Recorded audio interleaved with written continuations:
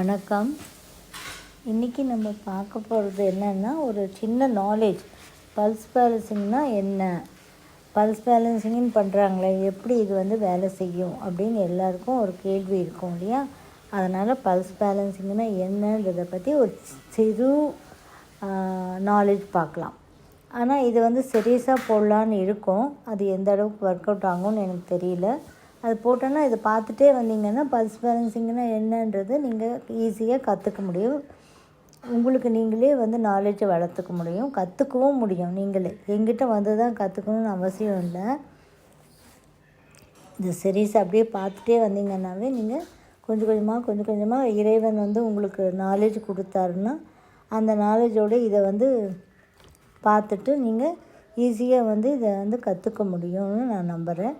அதனால் பார்த்துக்கிட்டே வாங்க. இந்த சீரீஸ் தான் போடலான்னு இருக்கேன். இப்போ என்னென்னா, நம்ம உடம்புல வாத பித்த கபம் இயங்கிட்டே இருக்கும். எப்போவுமே இயங்கிட்டே இருக்கும். இது பஞ்சபூத ஆற்றல்களால் இயங்குது இல்லையா? இந்த வாத பித்த கபம்ன்றது பஞ்சபூத ஆற்றல்களால் இயங்குது. இப்போ நம்ம உடம்பு 5 கோஷங்களால் ஆயிடுச்சுன்னு சொல்கிறோம். பிராணமய, அன்னமய, மனோமய, ஞானமய, விஞ்ஞானமய, ஆனந்தமய கோஷம். இதில் நம்மளுக்கு முக்கியமாக தேவைப்படுறது பிராணமயம், அன்னமயம், மனோமயம் கோஷம். இது 3 வச்சு தான் நம்மளுக்கு பஞ்சபூதங்களில் நம்ம எப்படி பல்ஸ் பேலன்சிங்கோடு இணைக்கிறோன்றதை பார்க்கலாம். இல்லை, அதிகமாக பாதிக்கிறது என்னன்னு பார்த்திங்கன்னா மனோமய கோஷம் தான். இது ஏன்னா உடலில் ஏற்படும் சில தாக்கத்தை காட்டிலும் இந்த மன அலைகளில் மனதில் ஏற்படும் பாதிப்பு, மன பாதிப்பு தான் நம்மளுக்கு உடலில் ஏற்படும் நோய்களுக்கு காரணமாக அமையுது இல்லையா? நம்ம யோசிக்கலாம், மனப்பதிவிற்கும் நம்மளுடைய பல்ஸ் பேலன்சிங்கும் என்ன தொடர்புன்னு. ஒரு நோயின்றது உடலில் ஏற்படும் தாக்கத்தை காட்டிலும் மன அலைகளில் தான் அதிகமான தாக்கம் ஏற்படுத்தும். அப்போ தான் மன அலைகளில் ஏற்படுத்தும் போது நம்மளை மனோமய கோஷம் பாதிக்கப்படும். நம்ம உடல்நிலைகளில் நம்மளுக்கு நோய்கள் வர ஆரம்பிக்கும். மன அலைகளின் தாக்கம் வரும்போது தான் உடலில் உள்ள சி எனர்ஜி அப்படின்னு சொல்லப்படுகிற, அதாவது சி எனர்ஜி என்று சொல்லப்படுகிறது ரிபிள் ஆகிடும்.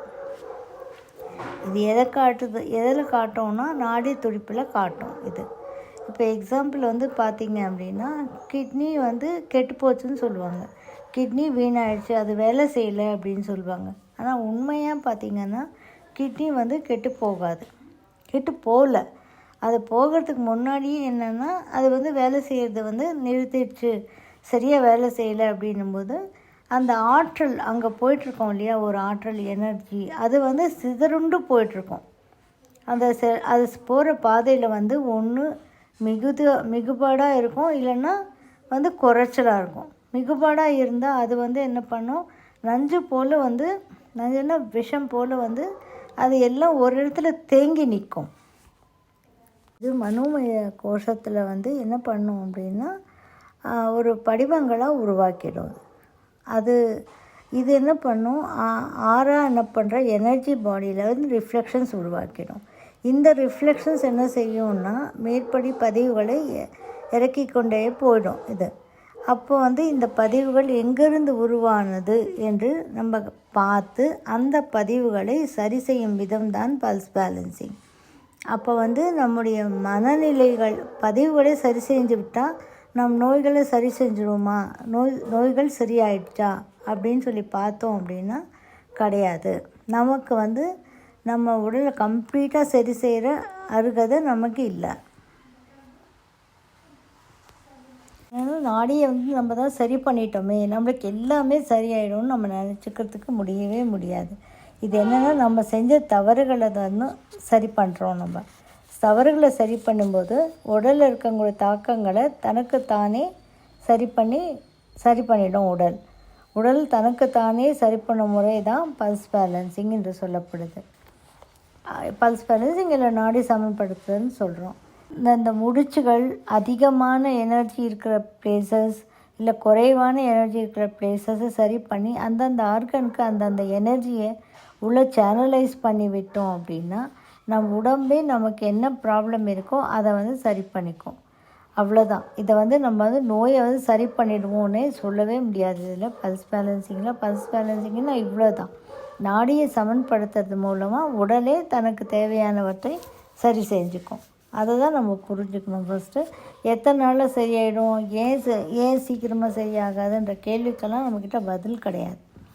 ஏன்னா இது வந்து இயற்கை எத்தனை நாளில் சரி பண்ணிக்கும் அப்படின்றதுக்கெல்லாம் அது இயற்கை தான் நம்மளுக்கு பதில் கொடுக்கணுமே தவிர மனுஷங்க கொடுக்க முடியாது.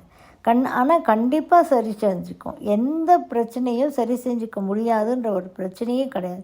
கண்டிப்பாக அந்த முடிச்சுகளை அதிகமாக இருக்கக்கூடிய நம்ம எனர்ஜியை சேனலைஸ் பண்ணி குறைச்சலாம் இருக்கக்கூடிய எனர்ஜியை சேனலைஸ் பண்ணி விட்டோம் அப்படின்னா நார்மலாகவே நம்ம பாடியே நம்மளுக்கு வந்து நல்ல ஒரு ரிசல்ட்டு கொடுத்துரும்.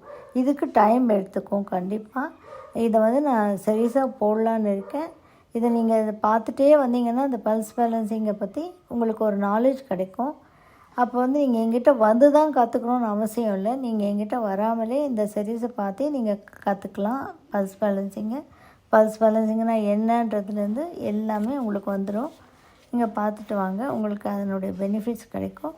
அப்போ நீங்களும் புரிஞ்சுக்கலாம். உடனே வந்து இதை வந்து சரி பண்ண முடியாது. எதையானாலும் கொஞ்சம் டைம் எடுத்து தான் சரி பண்ணணும். நம்ம சேனலைஸ் பண்ணுறது வரைக்கும் தான் நம்ம வேலை.